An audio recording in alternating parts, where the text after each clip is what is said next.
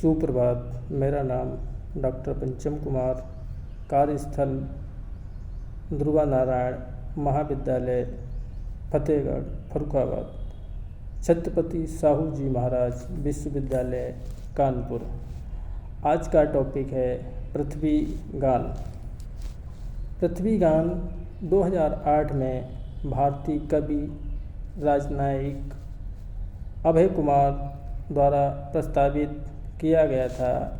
इसका सार ब्रह्मांड के सौर परिवार में पृथ्वी का अनोखापन एवं पृथ्वी की सुंदरता। पृथ्वी गान एक ऐसा गीत है जो पृथ्वी, इसकी सुंदरता, समृद्ध जैव विविधता का गुणगान करता है। एक ऐसा गीत है जिसे कोई भी कहीं भी किसी भी दिन पृथ्वी ग्रह को श्रद्धांजलि देने के लिए किया गया है। पृथ्वी गान का 160 से अधिक विश्व भाषाओं में अनुवाद किया गया है, जिसमें संयुक्त राष्ट्र की सभी 6 आधिकारिक भाषाएं शामिल हैं, जिसका उपयोग दुनिया भर में पृथ्वी दिवस, विश्व पर्यावरण दिवस मनाने के लिए किया जाता है। इसे 2020 में पृथ्वी दिवस की 50वीं वर्षगांठ मनाने के लिए संयुक्त राष्ट्र में गाया गया। पृथ्वी गान दुनिया भर में 180 से अधिक प्रकाशनों में प्रकाशित किया गया। पृथ्वी दिवस की शुरुआत पहली बार 22 अप्रैल 1970 में हुई थी, जिसे आज लगभग 50 वर्ष से अधिक समय हो चुका है। 2020 में कोरोना वायरस के कारण पूरी दुनिया में खौफ का माहौल फैला हुआ था। ऐसे में लोग घरों से बाहर ना निकलकर सोशल मीडिया के माध्यम से अपनी बात कहते हुए नज़र आ रहे थे। कई लोगों का मानना है कि हम पृथ्वी की सुंदरता को किसी न किसी तरीके से ख़त्म करते जा रहे हैं।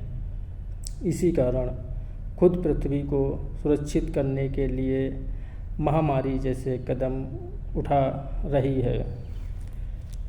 ये पृथ्वी गान के बोल कुछ इस प्रकार हैं। हमारा ब्रह्मांड नखलिस्तान। यहाँ पर पहले हम ब्रह्मांड का अर्थ समझते हैं, उस पर उत्पत्ति के बारे में बात करते हैं। ब्रह्मांड की उत्पत्ति आज से लगभग 14 अरब वर्ष पहले महाविस्फोट सिद्धांत के द्वारा हुई थी, जिसको है बिग बैंग सिद्धांत के नाम से जाना जाता है। बिग बैंग सिद्धांत एक ऐसा सिद्धांत है जिसमें ज़्यादातर खगोल शास्त्री ब्रह्मांड की उत्पत्ति समझाने के लिए बिग बैंग सिद्धांत का प्रयोग करते हैं। इस सिद्धांत के मुताबिक ब्रह्मांड की शुरुआत एक घने बेहद गर्म बिंदु से हुई है, जिसे सिंगुलैरिटी कहा जाता है। इस बिंदु का आकार एक प्रोटॉन से भी छोटा था। बिग बैंग सिद्धांत के अनुसार इस बिंदु में जब आज से 14 अरब वर्ष पहले विस्फोट हुआ, जिससे ब्रह्मांड की उत्पत्ति हुई। इस विस्फोट के बाद अनेक पिंड अंतरिक्ष में बिखर गए और समय, स्थान, ऊर्जा, इन तीनों की की उत्पत्ति हुई। कुछ अरब वर्ष बाद हाइड्रोजन, हीलियम के बादल संकुचित होकर तारे और आकाश गंगाओं का निर्माण करने लगे। तारे, आकाश गंगाएं सब ब्रह्मांड में अरबों आकाश गंगाएं हैं। एक आकाश गंगा में करोड़ों अरबों तारे हैं और तारों के अनेक ग्रह हैं। इसमें है कहीं कि ये तो ब्रह्मांड की उत्पत्ति संबंधित हो गया। अब आता है नखलिस्तान। नखलिस्तान रेगिस्तान का बीच का वह भाग जहाँ पर जलाशय पाए जाते हैं और उसके चारों तरफ हरियाली पाई जाती है, उस जगह को नखलिस्तान कहा जाता है। ब्रह्मांडी नीला मोती, नीला मोती का यहाँ पर मतलब यह है कि जब हम ब्रह्मांड अंतरिक्ष से पृथ्वी को देखते हैं तो ये नीली दिखाई पड़ती है, एक मोती की तरह। दूरी अधिक होने के कारण ये है कि ये मोती की तरह दिखाई देती है। नीला होने का कारण है इस पे जल की सर्वाधिक मात्रा, हमारी पृथ्वी पर 70% जल होने के कारण यह अंतरिक्ष से हमें नीली दिखाई पड़ती है। हमारा ब्रह्मांड नखलिस्तान ब्रह्मांडी नीला मोती ब्रह्मांड में सबसे सुंदर ग्रह है और सौरमंडल का सबसे प्रमुख ग्रह हमारा पृथ्वी है। हमारे सौरमंडल में कुल 8 ग्रह हैं, जिनमें सूर्य के सबसे करीब बुध, शुक्र, तीसरे नंबर पर आता है पृथ्वी, चौथे पे आता है मंगल, बृहस्पति, शनि, अरुण और वरुण। और पृथ्वी है सबसे सुंदर ग्रह। इसमें है क्या है कि यहाँ पे पृथ्वी की बात कर लेते हैं। पृथ्वी की उत्पत्ति आज से लगभग 4.5 अरब वर्ष पहले हुई थी। ये उस समय है कि आग का गोला थी। इसमें धूल, गैस और ऊर्जा की मात्रा बहुत अधिक मात्रा थी, जो हीलियम और हाइड्रोजन के है कि सबसे ज़्यादा उसमें अणु भरे हुए थे। जब है पृथ्वी को ठंडा होने में करोड़ों वर्षों का समय लगा। जैसे जैसे पृथ्वी ठंडी होती गई तो उसमें संकुचन होना प्रारंभ हो गया। जो भाग उसके उठे हुए थे उनको है कि महाद्वीप की उपमा दी गई, और जो भाग उसमें दबे हुए थे वहाँ पे जल भर जाने के कारण महासागरों की उत्पत्ति हुई। तो इसमें है कि सबसे सुंदर हमारा ब्रह्मांड में सबसे सुंदर ग्रह है पृथ्वी। सभी महाद्वीप, सभी महासागर एकजुट हैं। हम एक पृथ्वी की उत्पत्ति के रूप में खड़े हैं। विविध संस्कृतियाँ, विश्वास, तरीके, हम मनुष्य हैं। यानी यहाँ पर जो भी है कि विभिन्न प्रकार के जीव जंतु पाए जाते हैं। प्रजाति का मतलब पृथ्वी की प्रजाति के रूप में। यहाँ पे वनस्पतियों से है, जीवों से है, और है कि यहाँ पे अनेक छोटे छोटे फंजाई वगैरह पाए जाते हैं। तो जो जीवन जिनमें पाया जाता है वहाँ पे प्रजाति से लिया गया है। यहाँ पे विभिन्न प्रकार की संस्कृतियाँ हैं, विभिन्न प्रकार की, हर उसमें महाद्वीप में अलग अलग प्रकार की संस्कृतियाँ पाई जाती हैं, जो विश्व को अपने अपने क्षेत्र में जैसी संस्कृतियाँ होती हैं अपनी पहचान से जानी जाती हैं, लेकिन उनमें एक समानता है, एकजुटता पाई जाती है। पृथ्वी हमारा घर है। सभी राष्ट्र एक सभी के लिए, सभी राष्ट्र सभी एक के लिए, सभी के लिए एक होकर, जो हम सभी के लिए एकजुट होकर हम नीले संगमरमर का झंडा फहराते हैं।